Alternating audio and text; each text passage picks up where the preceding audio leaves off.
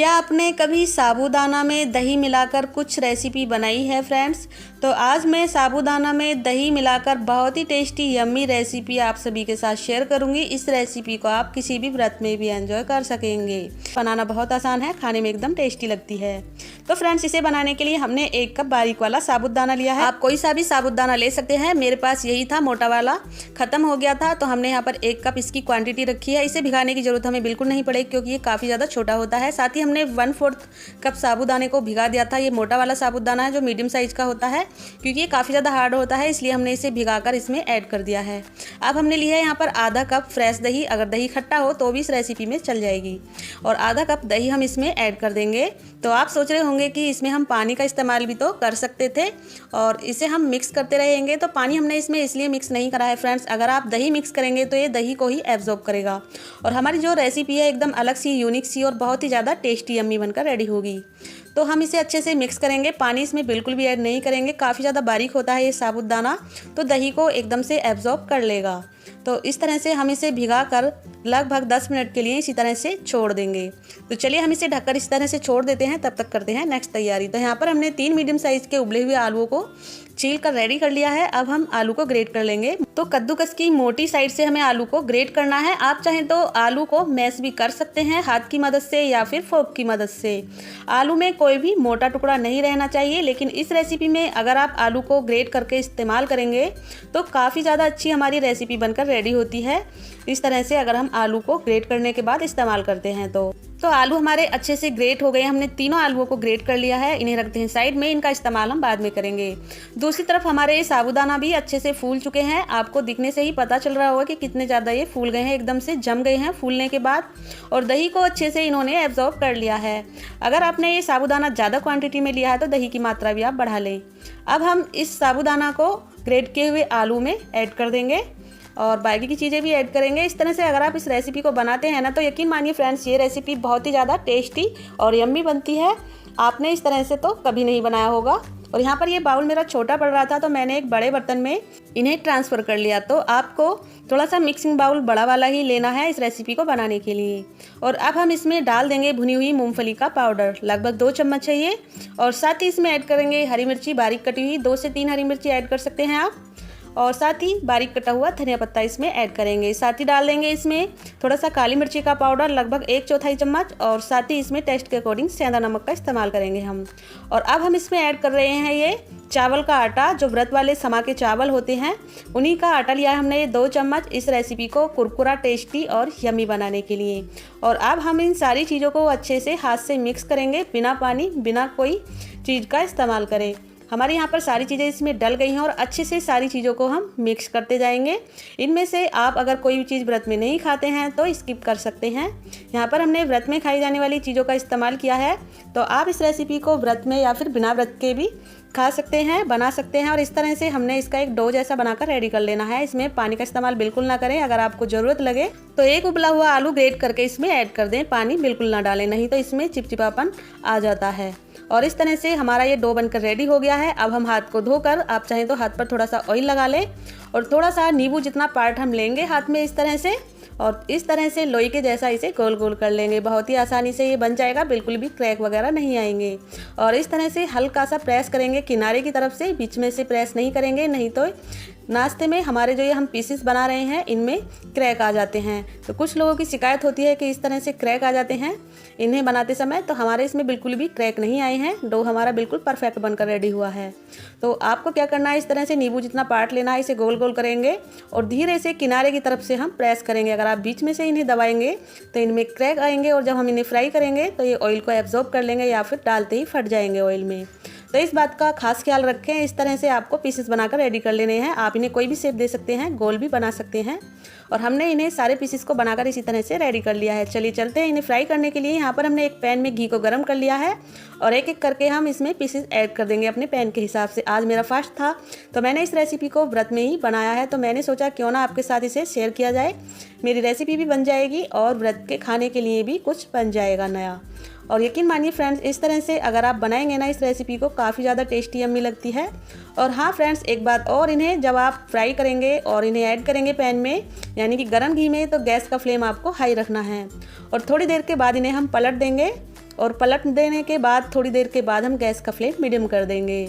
इससे क्या होगा कि जो ये हमारी रेसिपी है घी को बिल्कुल भी एब्जॉर्ब नहीं करेगी और ऑयल फ्री हमारी ये रेसिपी बनकर रेडी होगी अगर हम इन्हें हाई फ्लेम पर फ्राई करेंगे तो। और दोनों तरफ से थोड़ी थोड़ी देर में हम इन्हें पलटते जाएंगे जिससे कि ये नाश्ता हमारा एक जैसा फ्राई होकर रेडी हो। ऐसा नहीं कि एक तरफ से ज़्यादा फ्राई हो जाए और दूसरी तरफ से ना हो।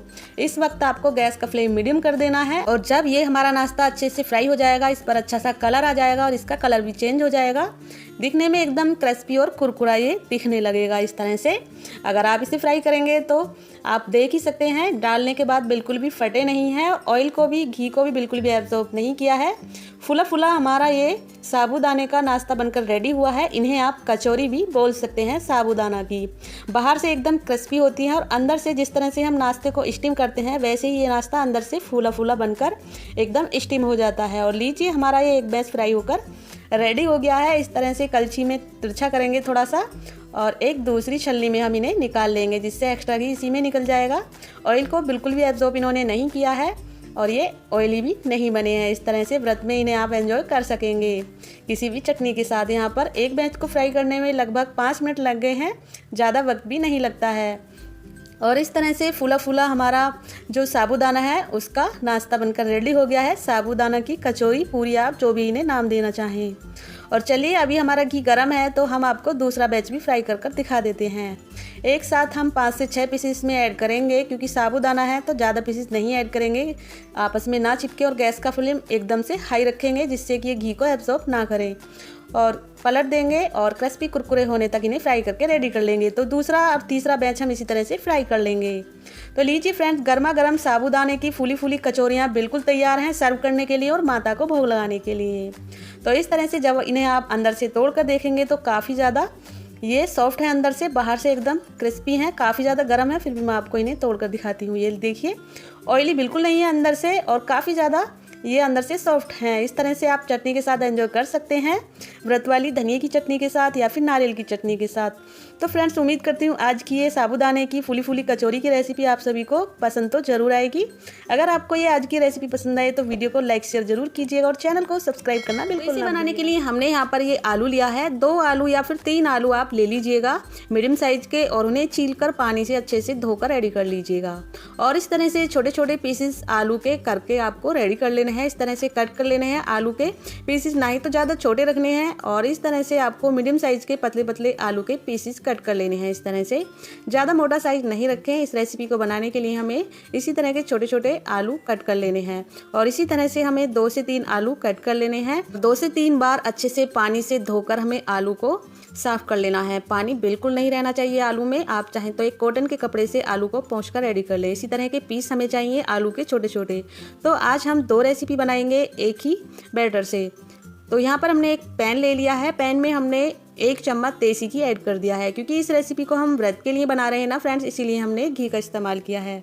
अगर आप ऑयल खाते हैं तो ऑयल भी इसमें डाल सकते हैं। हमने आज इस रेसिपी में घी का इस्तेमाल किया है। आप चाहें तो व्रत में खाए जाने वाला मूंगफली का ऑयल भी ले सकते हैं। तो 1 चम्मच देसी घी डालने के बाद जैसे ही घी मेल्ट हो जाए तो हम इसमें जो हमने आलू कट किए थे उन्हें ऐड कर देंगे।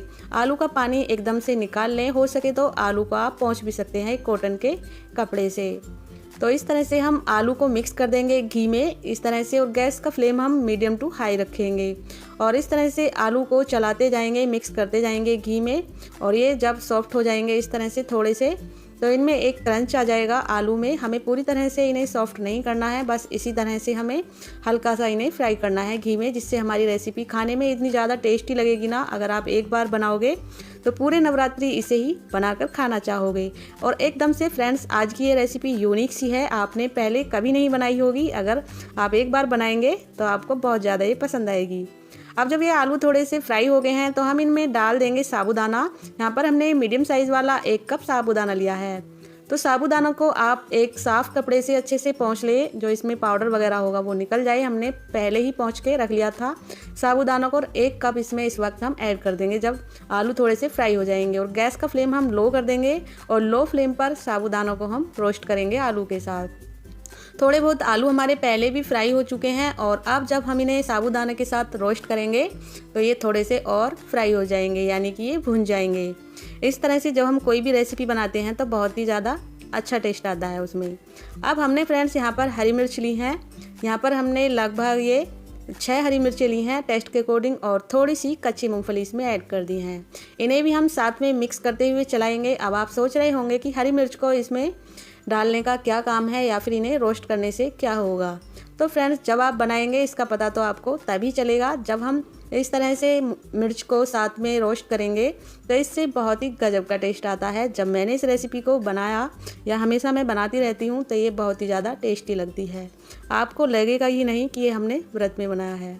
तो इस तरह से पूरी तरह से रोस्ट हो चुकी है। लगभग 5 से 6 मिनट हो गए हैं इन्हें हमें रोस्ट करते हुए।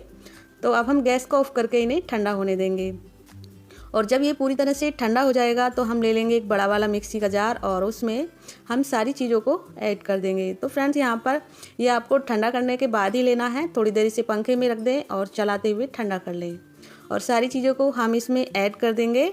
अब हम इसमें डालेंगे पानी। 1 कप पानी इसमें काफ़ी रहेगा, तो मेज़रमेंट का ध्यान आपको रखना है।